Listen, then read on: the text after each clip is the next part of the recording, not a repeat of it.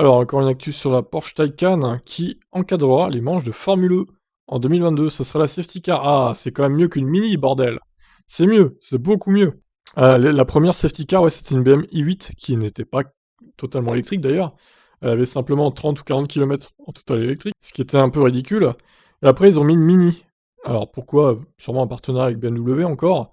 Sauf que là, c'est beaucoup mieux. Porsche, c'est quand même mieux, quoi. Parce qu'une Mini électrique, bon, c'est comme si on avait, je sais pas, une Clio en Formule 1 en safety car. D'ailleurs, ça a été le cas dans les années 80. Il y avait une Clio Williams safety car. Bon, elle a pas duré longtemps, heureusement, mais là, c'est quand même mieux.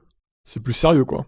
La marque de The Fun Ozone souligne sa présence dans la liste des équipes engagées pour la prochaine saison avec le team Tag Heuer Porsche. Le rôle de safety car sera assuré par une Taycan Turbo S, la plus puissante itération de la gamme, habillée d'une livrée spécifique qui par ailleurs évoque la célèbre déco Porsche Rothmans.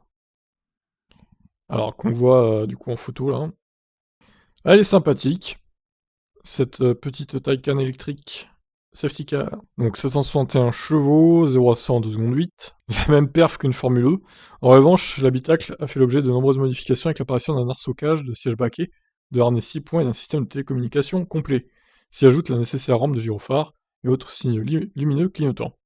Franchement, la Taycan, elle pourrait même faire safety car de la Formule 1 en vrai. Peut-être qu'un jour d'ailleurs, Mercedes et Aston Martin ils mettront des voitures électriques en Formule 1 en safety car, ce serait pas idiot. Ils pourraient mettre la EQS par exemple, Mercedes en safety car. Ce serait cool là, je trouve. Ah, F1. Bon, Aston Martin, ils ont pas de voiture proprement parler électrique pour l'instant, donc ils peuvent pas le faire, mais pour Mercedes, ils peuvent. Hein. Donc ça leur ferait de la pub. Menée par les mains expertes de Bruno Correa, pilote de safety car habitué, la Porsche Taycan entrera en piste le 28 janvier prochain. Ah, c'est déjà le 28 janvier, ah, c'est dans pas longtemps. Donc en Arabie Saoudite, à Daria, pas à Jeddah. Rappelons que cette saison sera la dernière des Spark Gen 2, qui seront remplacés par la Gen 3 à partir de 2023. Très bien, mais écoutez, je suivrai la Formule E. On en parlera sûrement sur cette chaîne aussi.